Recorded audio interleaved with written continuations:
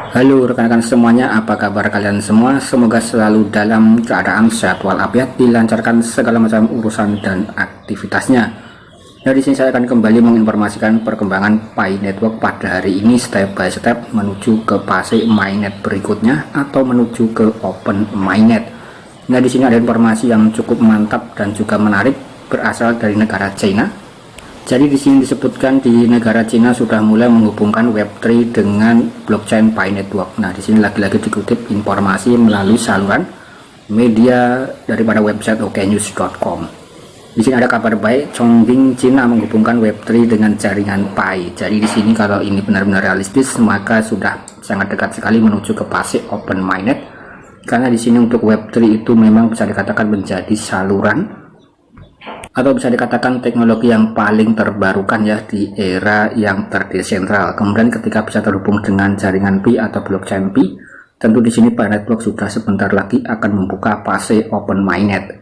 Nah, di sini dikutip daripada Hokkaido ya, daripada Chongqing merupakan kota metropolitan di bagian barat di negara Cina.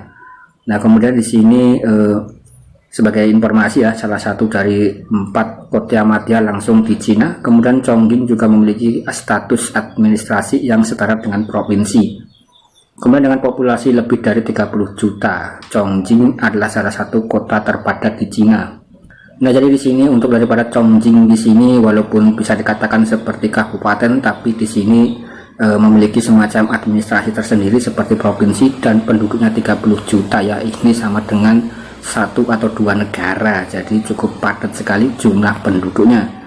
Kemudian di sini kita bisa melihat ya, karena di sini untuk daripada Chongqing juga merupakan pusat ekonomi dan juga keuangan di kota ya, terutama di negara Cina. Maka dari itu untuk daripada perkembangan teknologi dan juga perkembangan ekonomi di kota tersebut sangatlah pesat dan masif ya. Kemudian di sini untuk daripada cryptocurrency, rupiah juga sudah menyebar dan bisa dikatakan diminati di kota tersebut, terutama berkaitan dengan proyek Pi Network. Dan Chongqing juga merupakan pusat teknologi dan juga inovasi di Tiongkok atau di Cina. Banyak perusahaan teknologi terkemuka, kemudian juga ada perusahaan startup dan juga lembaga penelitian berbasis di Chongqing ya. Jadi bisa dikatakan ini memang basisnya pusat teknologi di negara Tiongkok. Kemudian kota ini juga bisa menjadi basis pengembangan teknologi baru termasuk dalam bidang blockchain dan cryptocurrency lainnya.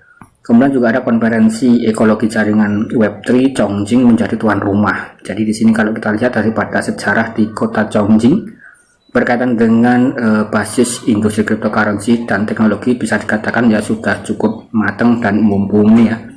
Kemudian dengan kehadiran infrastruktur teknologi canggih, komunitas inovatif menjadikan Chongqing tempat yang sangat ideal untuk mendiskusikan perkembangan terbaru dalam bidang Web 3.0 atau Web3 era terdesentral. Kemudian konferensi yang tidak hanya menyediakan platform pertukaran.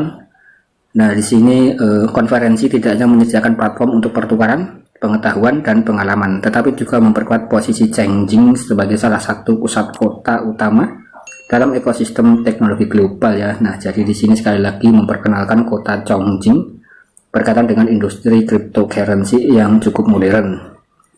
Nah, kemudian di sini dalam era Web3 adalah istilah yang mengacu pada visi perkembangan baru internet ya. Konsep ini memang bertujuan mengatasi beberapa keterbatasan model web sebelumnya seperti web 1.0, 1.2 ya, untuk menghasilkan transformasi dalam cara kita berinteraksi dengan internet.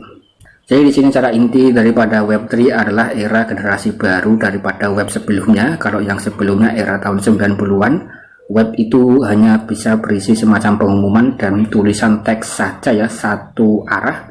Kemudian berkembang menuju ke web 2.0 yang mana kita bisa berinteraksi melalui sosial media meskipun dalam satu server ya, seperti WhatsApp, Facebook dan lain-lain. Nah, kemudian di sini muncul era web 3.0 yang lebih bersifat terdesentral. Jadi servernya itu tersebar melalui sistem-sistem blockchain ya rekan-rekan, mungkin kurang lebih seperti itu.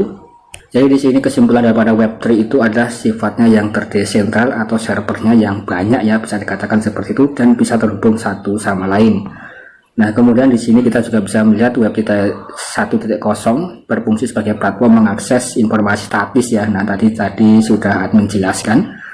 Kemudian di sini untuk Web 2.0 membawa perubahan, mengaktifkan kolaborasi dengan media sosial dan lain-lain.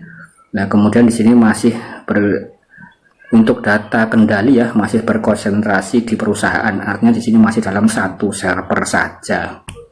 Kemudian dalam konsep web 3.0 atau konsep web 3, fokus utamanya adalah memberdayakan pengguna dan mengembalikan kontrol kepada mereka sendiri. Konsep ini didasarkan pada prinsip terdesentral, jadi untuk keamanan data yang kuat, penggunaan teknologi blockchain. Web 3 memberikan solusi yang lebih transparan, terbuka, aman, dan berinteraksi secara digital ya. Jadi di sini adalah keunggulan daripada era web 3.0. Kemudian web 3 juga menghilangkan kebutuhan akan otoritas pusat dan mengelola data dan juga transaksi ya melalui teknologi blockchain. Nah, jadi di sini sudah jelas sekali, rekan-rekan pasti sudah banyak yang paham tentang konsep daripada web 3 ya. Itu hanyalah penyebutannya saja. Nah, kemudian di sini untuk web 3 juga berusaha menciptakan identitas digital terdesentral dan yang dapat dipercaya. Jadi identitas itu bisa dikatakan aman ya. Kemudian di sini juga mendorong partisipasi aktif untuk para pengguna. Nah, kemudian di sini adalah inti daripada video di sini ya, berkaitan dengan Chengjing di Cina yang menghubungkan daripada web 3.0 dengan proyek Pi Network. Nah, di sini dikutip daripada saluran media Twitter atas nama @msstore168 ya. Jadi di sini ada dalam saluran Twitter di Chongqing, Cina. Belum lama ini ada konferensi ekologi web 3 jaringan Pi yang sedang diadakan ya. Nah, kemudian di sini nanti saluran Twitternya seperti berikut, rekan-rekan nanti juga bisa mengunjunginya. Nah, di sini kalau kita lihat ya, ada atas nama Pi Blockchain dan sudah checklist warna biru yang memberitakan informasi tersebut. Kemudian kita langsung saja ke Twitternya daripada Pi Blockchain. Nah, di sini sangat jelas sekali rekan-rekan, informasi di sini dikutip daripada Pi Blockchain. Kemudian di sini kita juga bisa melihat ya dalam semacam foto screenshot yang memperlihatkan web 3 Chongqing Total Gang Super Ecology Summit. Jadi di sini ada semacam event pertemuan atau bisa dikatakan ya seperti seminar-seminar ya kalau di Indonesia. Jadi kebanyakan di negara Cina, Tiongkok itu memang mengadakan semacam event-event seperti ini ya rekan-rekan, kurang lebih seperti itu untuk membahas proyek-proyek Pi Network ke depannya. Kemudian di sini kalau kita mencoba melihat daripada Pi Blockchain app. Nah, di sini kita bisa melihat dalam saluran Twitter ya, msstore168. Nah, jadi di sini Pi Blockchain sudah diikuti hampir 300.000 pengikut dan juga aktif sekali memberitakan berkaitan dengan perkembangan Pi Network step by step. Nah, nanti rekan-rekan juga bisa mengunjungi daripada Twitter resmi dari Pi Blockchain ya untuk bisa mendapatkan informasi demi informasi lebih berkaitan dengan proyek Pi Network. Nah, karena di sini juga bisa dikatakan memberikan informasi yang cukup valid ya, dan nanti ya kita juga harus mengadakan semacam analisa secara mandiri atau DR ya terhadap informasi yang diberitakan oleh Pi Blockchain. Meskipun di sini kalau saya rasa daripada Pi Blockchain ini hampir mirip atau setara dengan Pi News Media dalam memberitakan proyek Pi Network. Kemudian di sini juga Pi Blockchain juga meretweet postingan daripada core team ya secara resmi 1 hari yang lalu. Nah, di sini berkaitan dengan informasi PIDA ya rekan-rekan. Nah, jadi di sini core team itu malah mengadakan semacam festival PR untuk hari PIDA yang kedua ya, 28 Juni dengan fokus pada utility, kemudian visualisasikan hari di dunia dengan mendukung koin Pi. Artinya di sini ya semacam ada pameran-pameran ya menjelang daripada hari Pi yang kedua atau PIDA yang kedua ya.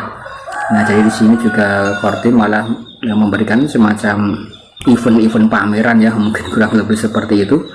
Nah, kemudian di sini untuk daripada Workforce World juga akan resmi open mainnet pada tanggal 28 Juni ya. Itu sudah pernah admin bahas dalam konten admin sebelumnya.